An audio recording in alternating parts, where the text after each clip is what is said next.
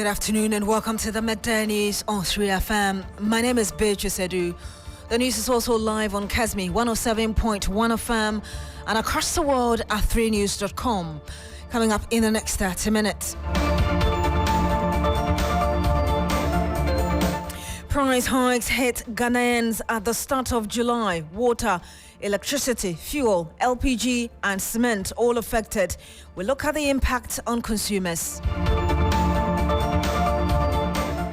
Also on the program, residents of Kapkulili in Tamale in the northern region in shock following the alleged killing of 2 children by a Malam in the area. We bring you details as corporate confesses to killing 6 other children.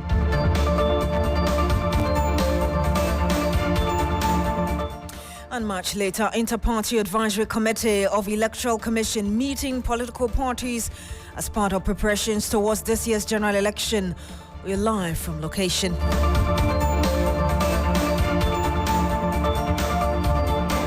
Thank you very much for joining us. We start from the northern region where residents of Kapkayili are in shock following the discovery of the dead bodies of 2 children in the town, a suburb of Tamale in the northern region.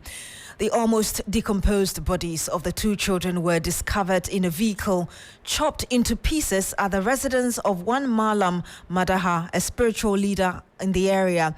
The children reportedly went missing on June 22, 2024.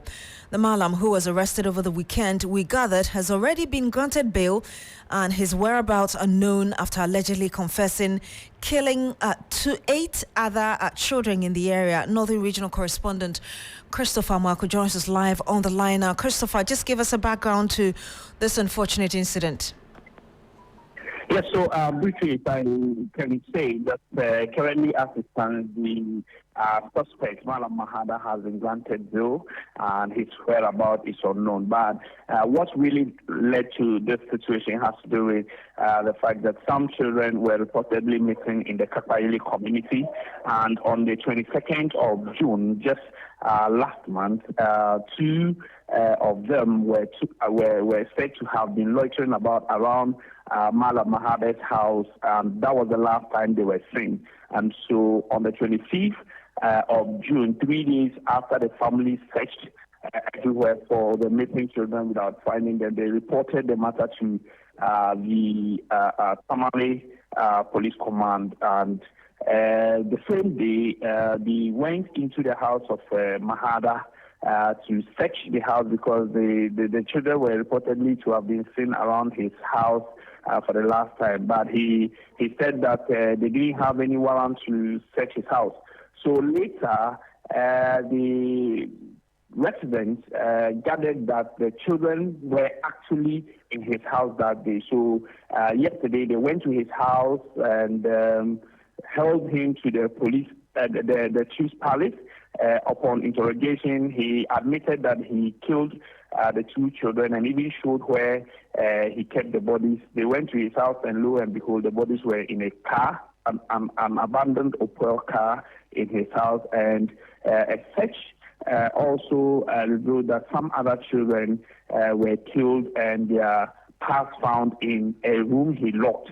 And so he confessed that he killed 6 other children. So that's exactly what happened. He was arrested, and yesterday the youth of the area also went to search his house, I believe. Quite sad there. But Christopher, just paint a picture for us, the mood in this community. Yes, the residents are angry.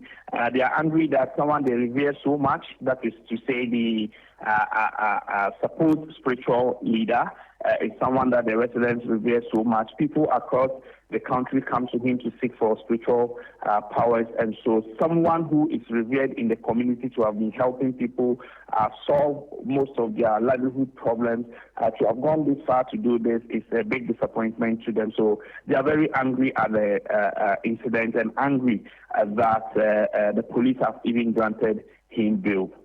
Christopher, I want you to hold on because some of them spoke to you and then we'll come back to you shortly.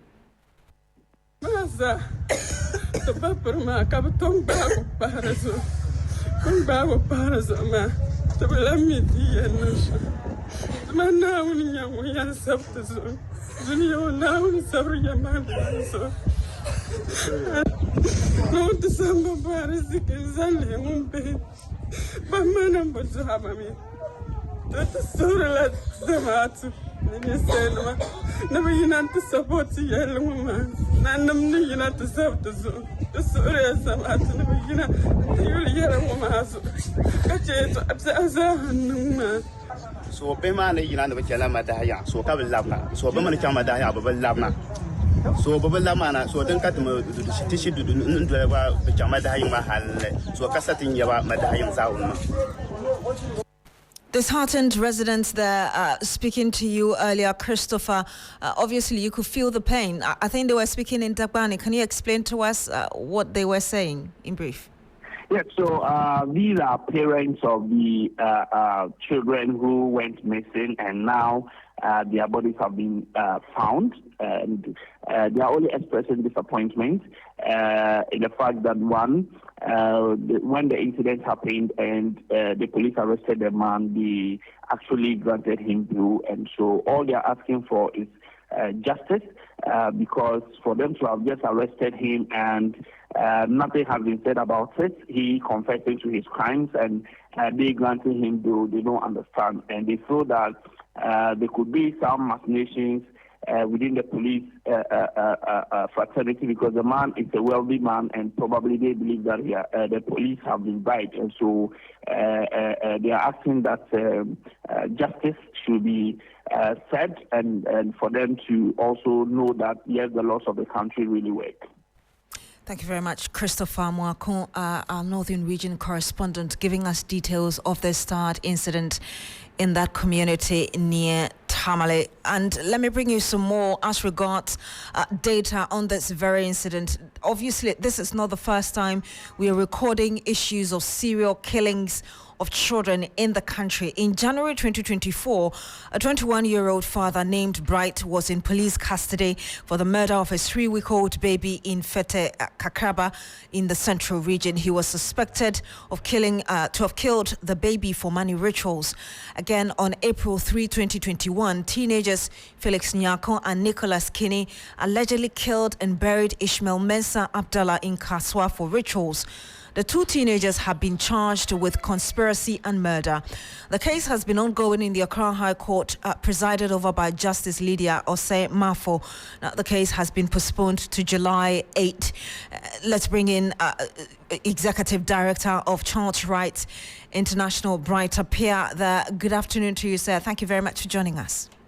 Yeah, good afternoon. I'm sure you heard the parents there crying after the discovery of the bodies of their children, but I'm wondering what information Child Rights International has gathered on the latest incident. Well, not much has been gathered in respect to the matter itself, because we're also waiting for the police to carry out their investigation so that we know the cause of this kind of serial murder that happened and why it is only children that are involved, and then also keenly monitoring how the security system would behave and handle this matter. And if there's a need for us to come in, we will do so based on how it is handled. So we've also we just looking and to see how best the system can deal with the matter. If not, we would have to come in to see what can be done. Keenly monitoring how security agencies would handle this. But do you have a sense that perhaps our justice system has not really delivered much in protecting children? Because, like I said, this is not the first time this is happening. Yeah, it's not the first time. There are a number of cases that relate to children that we've not really seen any conclusion from the security system as well as our judicial system in terms of what needed to be done and how those things can serve as a deterrent for other people not engaging in this kind of act. And then most importantly, how people will recognize the privacy and dignity of children so that they don't just think that they can easily have access to children to engage in any form of activity that they feel that it requires human sacrifice or people can just take advantage of children. So clearly, those things are there, and looking at the past and where we are now, you may come to some conclusion that certain things will not be done in the manner that is supposed to be done. That is why we are saying that this is an offense that has been that the perpetrator has agreed of committing that offense, and what purpose we cannot establish now. So we expect that the system will deal with it in the manner that it deserves.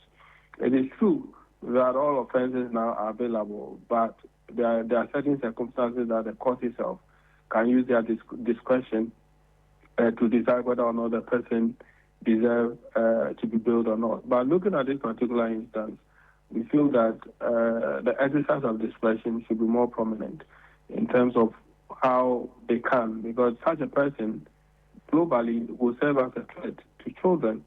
So the free movement of the person must be restricted by the system so that we don't see occurrence of this, so that they can also have time to do proper investigation to establish. But to release the person on the basis of what the law establishes without the court exercising its authority of using the discretionary powers given to them to restrain the person and to limit the movement of the person in order to have a very smooth investigation.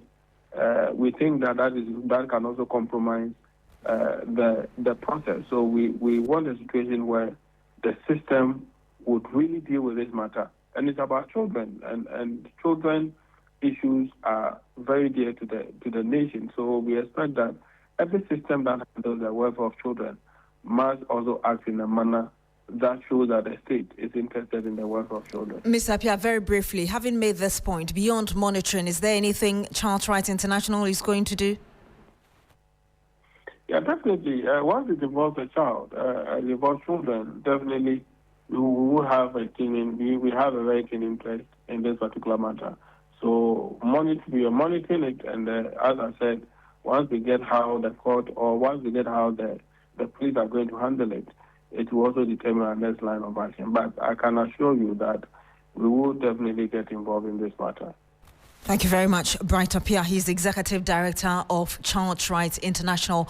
We'll be speaking to a lawyer very shortly, but there's a statement coming from the Ghana Police Service, and it says the police service has commenced investigations into the circumstances surrounding the death of 2 children in Kapayili, a suburb of Tamale in Northern Region. The bodies of the children were found on 30th June 2024 in an abandoned vehicle in one of the compounds within the community. The children had been reported missing on 25th June 2024. The bodies of the 2 deceased children have been deposited at the Tamale Teaching Hospital morgue for preservation and autopsy while investigation continues. Let's have a quick conversation with a lawyer who is a criminal lawyer. He joins us live on the line. That's Christian Hesse. Good afternoon to you, sir. Thank you for joining us. Good afternoon, and thanks for having me. Let me ask you one of the last questions I asked Bright Appiah about whether or not you think our justice system has not been deterrent enough. The reason we've had children killed, a number of them over the last months. Okay, the thing is that it is not limitation to children alone, but fair statistics show crime rates or murders as committed in Ghana, and when the demographics are conducted, we then begin to know male, female, and children, and all of that. When it comes to murder, the point about whether the justice delivery has done good or not would be so simplistic of a conclusion to make, or one would say to be a hasty generalization, which will not inure to the appraisal of what the justice delivery has done so far. One must say that when such things, or as we have it, has happened, investigations is what will come up for all of us to know what indeed happened. As you rightly read out, the police preliminary investigative report or press release indicates that the matter is unfolding. And as we all have heard, they found the bodies near the suspect's house. Now, by Article 19, we cannot hasten to say that indeed he is the one who is culpable until pronounced as that. So he remains a suspect for investigations to be carried out, and then we can say after there has been conviction and sentencing that he is the one involved. Other than that, multitude of suspicion, as already established by the Supreme Court, can never crystallize into evidence. So we heard that the man himself has confessed to killing 6 other children, and Bright Apia, when we spoke to him, who is the executive director of Child Rights International, even felt that it's wrong for the police to have released him. Although the law mandates that you can't keep somebody beyond certain hours, this man is danger to children. Okay, so in a situation where he has confessed to killing 6 other children, and that means that in the first scenario or the first situation as we have it at hand, bail has been granted to him in the instant matter. Now, sometimes leading up or investigating one crime leads you to resolve another crime, where the person has voluntarily confessed without any promise, without any duress or any form of coercion. Then it is mandatory on the police to rearrest him on those other charges and further go to court and argue the reason why bail cannot be granted him, whether for pending investigations, whether for fear of endangering the lives of children, pending the determination of the ones that he had confessed to. Lawyer Christian Mamhese, we'll have to end it here because of time, but we'll come back to you in the evening to get some more on this. Thank you so much for speaking to us. Now, the month of July is anticipated to be a very tough one for Ghanaians. That's because Ghanaians are to brace up for an even more difficulties, with a more than 20% cumulative increase in essential commodities. Increment in tariffs on electricity and water are taking effect today, following the announcement of adjustments by the PRC a month ago. On the other hand, fuel prices are also expected to be up by 2.17%, if not up already, while cement, which is used for major construction projects, will also see an increment in prices, all effective today. The cumulative increases, according to many, spells doom for Ghanaians who have been battling an economic crunch over the last 1 year. Let's walk you through the percentage increases for all the sectors. Projected fuel prices data for fuel, which is currently 14.17 per litre, that's 14.17 Ghana cedis per litre, is to go up to 15.20 per litre. Diesel, 14.74 per litre to 15.21 per litre. LPG, that's liquefied petroleum gas, 13.24 per kg to 14.64 per kg. Now, water tariff adjustment, you'd have a 5.16%. Electricity averagely by 3%. Cement price adjustment, old average price was 88 cedis. New average price is now 95 cedis. Percentage increase 7.95. Now, business owners in Accra, however, say they simply cannot afford another increment. Judith Brown has been to some shops. She joins us live on the line. Judith, tell us what you found.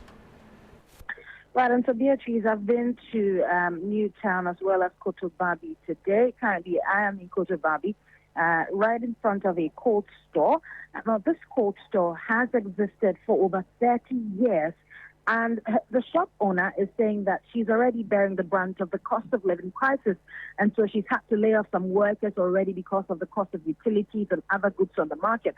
But today, the electricity is increasing once more by about 3% for lifeline consumers and over 5% for residential consumers. Now, she says that she fears that, her shop might have to close down if electricity is going to once again increase. I've also been to Newtown, as I said earlier. I spoke to some persons, a lady that owns a printing press and a lady that owns a saloon. These people are having to bear the brunt of the increase in prices, and we already know that the cost of living crisis already taken a toll on the businesses. And so this increment, they say they cannot afford. They're calling on government to do something about this situation as urgently as possible. But we know that the PRC has already announced it in June, and so probably nothing would be done. It would be increased as has been projected. And so this is what they have been saying when I spoke to them. It's affecting businesses a lot. Now we want to create a lot of machines here because when you buy 200 cedis within 3 days, then it's off. So we have to reach out. So nowadays, things, even businesses are down because people even can't print. When you increase the prices, they start complaining. So we can't use the machines anymore. So the government has to do something about it. Have you stopped using some of your tools or resources you use as a result of this? Yeah. We have stopped using a lot because of the light issues. First, we were using postpaid, but recently they got a prepaid and we can't afford it. So we have now, when we entered it, we see that some of the machines are off. Unless we are coming to do something before we own it. So now it's affecting our businesses a lot. And putting it off, putting it on all the time, does it destroy the machines? Oh, yeah. Last week, for instance, one went off, then we have to call the technician. They charge in dollars, so you can even imagine. Now the things are really affecting. When you on it, off it, this machine too is off because of power off, power on. So now we cannot also operate that one. Yeah. So it's really affecting our business. You heard some consumers of the electricity. Earlier, you heard our reporter Judith Brown reporting live, giving us situational reports there. Meanwhile, the Center for Environmental Management and Sustainable Energy is warning Ghana's gain in using clean energy could be derailed if steps are not taken to check the rising prices. Some politics, and the Inter-Party Advisory Committee of the Electoral Commission is meeting political parties as part of preparations towards this year's general election. With barely 5 months to the general election, these party representatives are also counting on the EC for a free and fair and also transparent electoral process. The meeting today is expected to tackle issues on proxy voting, among others. Noble Crosby-Annan is monitoring this for us. He joins us live on the line. Noble, what more can you report from this? Has it even started yet? Oh, Beatrice, let me give you the backstory. So you know that ahead of the December 7 elections, the Electoral Commission began the transfer of votes as well as application for proxy voting and replacement of lost or damaged ID cards on May 30 and was scheduled to end on June 14 this year. Now, although per the constitutional instrument governing the elections, the Electoral Commission was not obliged to admit political party agents to observe the process. According to the EC, on the grounds of transparency and magnanimity, decided to allow party agents to observe the process. But following a confrontation between the agent at Kaswa in the central region, the EC directed its officers not to allow political party agents to observe the exercise. Now, the move, according to the EC, was to ensure that sanity prevails during the 2 weeks exercise so that the exercise can progress smoothly. Now, there's also increased already existing suspicions between the NDC and the EC as the NDC rejected the directive. The Kaswa incident also prompted an emergency IPAC meeting on Monday morning, June 3. The Commission finally reversed the decision and allowed party agents to monitor the exercise. But as the exercise ended, processes for special voting began on the 17th and is expected to end today, July 1. Now, although on the agenda of the meeting, as we have cited, they will discuss transfer of votes and proxy voting. Hopefully, issues on the special voting may also come up. Thank you very much, Noble Crosby-Annan, reporting live from the Electoral Commission. We stay on politics, and the National Democratic Congress's Director of Legal Affairs, Eduji Tamaklo, says the chairperson of the SNIT board, Madam Elizabeth Ohene, must resign. His comment follows the justification of the decision to sell some of its shares in hotels to a private company by the Social Security and National Insurance Trust, despite intense public discussions and a directive by the National Pensions Regulatory Authority for the sale to be suspended. MPRA is the regulator of matters involving pensions, just as BOJ regulates matters involving banking.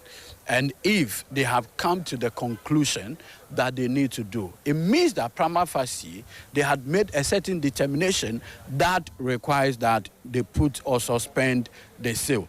Remember that you do not want the horses, as it were, to leave the stable before you'd want to, as it were, close the door. No. At this point, they do not want that to happen. They want to stop the process now, engage more further about it.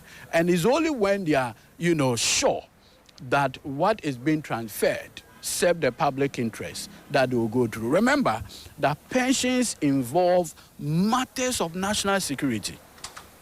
And that is why the NDC had made this statement, direct promise to organized labor, particularly TUC, that we need to increase the number of organized labor rep on the board of Senate. You heard the Director of Legal Affairs for the opposition NDC, Eduje Tamaklo. We stay a bit longer on politics because the leader and founder of the Movement for Change, Alan Kwadwo Kyerematen, is of the view that a legislation to regulate prices of cement in the country is not a prudent intervention. He rather believes that addressing the fundamental problems of the depreciation of the cedi to other major foreign trading currencies is the panacea to the soaring cement prices on the market. The problem with cement, like petroleum products, is that it has a multiplier effect on the economy. When prices of cement or prices of petroleum products go up, you find that there's a ripple effect on other prices in the economy. Cement has about 90%, 85 to 90% imported raw material, which is the clinker. So in a sense, because of the high import content of cement, anytime the cedi depreciates, then it has an effect. And that was Alan Kyerematen. We do apologize for the poor quality of that sound, but he also spoke about corruption. Listen to his views on it. There are 4 or 5 different entry points into dealing with corruption. One is leadership. The second is legislation. Leader for Movement for Change, Alan Kyerematen. President of the Canoe Fishermen Council, Nana Jojo Solomon, has urged fisher folks to accept and comply with the closed season regulations devoid of politics. He says that scientific research has proven the closed season is one of the many ways to sustain the fishing sector. He spoke to our Central Regional correspondent, Thomas Khan, on the sidelines of a sensitization program for fisher folks organized by the Ministry of Fisheries and Aquaculture ahead of the closed season in Cape Coast. Issues concerning management of the resource, especially closed season, should be informed. The dates should be informed by science. So the industry has been walked through science, where we were, where we are, and where we go to if management measures are not quickly put in place to arrest the situation. As well as fishers or as industry, we've understood, we've brought into it, and we're cooperating with the policymakers and the regulators to achieve recovery. President of the Canoe Fishermen Council, Nana Jojo Solomon. Thomas Khan is on the line with us with some more. Thomas, what can you tell us about this program? So this program was basically to sensitize the fishers on the closed season, which starts today. And among many other things, they also discussed issues confronting them as industry players. When it comes to the fishing industry, there are a number of people who form that chain. Apart from the artisanal fishermen, we have the fishmongers, as well as those who even do canoe repairs and outboard motors and all of that. And then all of these people came together and to be at this event to brainstorm on how they are going to survive and how their business is going to thrive, especially in this time that the sea is going to be closed and they are going to be out of the business. The Minister of Fisheries and Aquaculture, Mebita Wakumson, she pledged a commitment to ensuring that these fishers during this period are well catered for, especially with the rolling out of some government interventions. For instance, some Outward Motors will be given to the fitters at subsidized fees, as well as some fishing nets, among some other food items, all of that to cushion them in the flow season. Thank you very much, Central Regional Correspondent Thomas Khan, for bringing us details of that sensitization program by the Ministry of Fisheries and Aquaculture ahead of the closed fishing season in Cape Coast. And that's how we end the news here on Shri FM. My name is Beatrice Adu. Thank you very much for joining us today. Coming up next is Business Daily with Manu Afful. Log on to shrinews.com for more news. Good afternoon.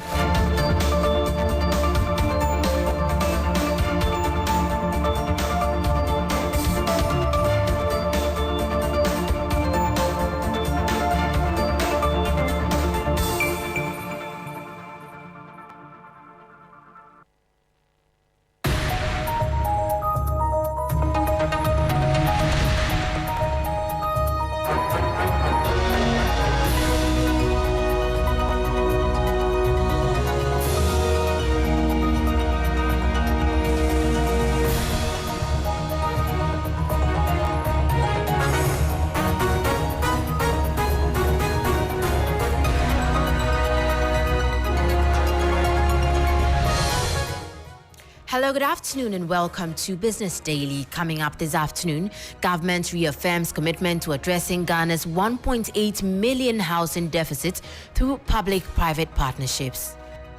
In this public-private partnership, government is going to be making land banks available to private developers. Also, National Insurance Commission reaffirms commitment to driving sector growth through supportive policies and initiatives. The NIC is implementing interventions that promote the introduction of new product lines such as agricultural and inclusive insurances to support the development and resilience of the economy. Plus, strategies reiterates calls for Tema Oil Refinery revamp as fuel prices rise beyond 15 cedis at pumps. We have to come back to revitalize the local refinery. That will help to minimize the pressures with respect to the quantum of the greenback that we need to import these finished products. We have details of these and more lined up for you in the next 10 minutes. Do stay.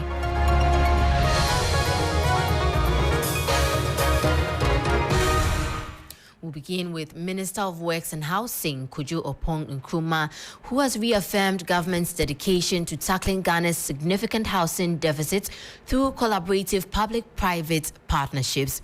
At the launch of Sukasa Properties No. 2, the minister unveiled plans for an upcoming incentive package featuring land provision to support private developers in delivering affordable housing options for the general public. With a daunting housing deficit of about 1.8 million, as reported by the Ghana Statistical Service, this initiative aims to help provide decent housing units for Ghanaian families. The public sector and the private sector need to work together in a PPP framework, a public-private partnership, to deliver on the housing units that we require. And so what we've done is that we have put together what we call a public-private partnership framework with an incentives package aimed at supporting the private sector so that they can deliver on the affordable housing that we are looking for. And in this public-private partnership, government is going to be making land banks available to private developers. Government is going to go to Parliament to ask Parliament to give tax waivers on imported machines and materials for large-scale construction projects. We are also in the process of working with the banks to ensure that we, through the National Home Ownership Fund, can make funding available, blended funding to the banks, so that they can give you affordable construction finance, so that by the time you are done with the properties, the prices are actually affordable. Well, that was Minister of Works and Housing, Kojo Oppong Nkrumah there. Meanwhile, Chief Executive of Sukasa Properties, Michael Kwabena-Wusu Ogransin Ijapong, believes that real estate is the sure way to fast-track the country's development and create jobs. The next project that we have coming up, actually, what's going to happen is that we have partnered with certain banks. Ordinarily, for mortgages, you would have to pay up to 30%. We're going in and trying to get to our customers, like I said, the civil servants, 10% down payment in mortgages. What the government is trying to do is even going to be better. It's going to help make this even more possible and at a faster rate. It's very important. Dubai is Dubai only because of real estate, not because of oil. They have had oil for forever. Ghana has had gold forever. Real estate is the key. Real estate is the way forward. So we all need to, support it and make it happen. As much as we can make homes affordable means that there's a wider range of people who can afford these homes, and that makes the development just go forward faster. Michael Kwabna Usu Granson Japong is Chief Executive of Sukasa Properties. Away from that, Acting Commissioner of the National Insurance Commission, Michael Kofi Adu, has highlighted key policies and initiatives underway to drive national growth and development. Ghana's insurance industry currently boasts 8.1 billion cedis in gross written premiums, with an impressive annual growth rate of approximately 25% and a penetration rate of less than 2%. The NIC is implementing interventions that promote the introduction of new product lines such as agricultural and inclusive insurances to support the development and resilience of the economy. Well, Acting Commissioner of the National Insurance Commission, Michael Kofi Adu, there. Away from that also, energy strategist Dr. Yusuf Suleimana blames the rising fuel cost on the increase on reliance of dollars for importation of finished products.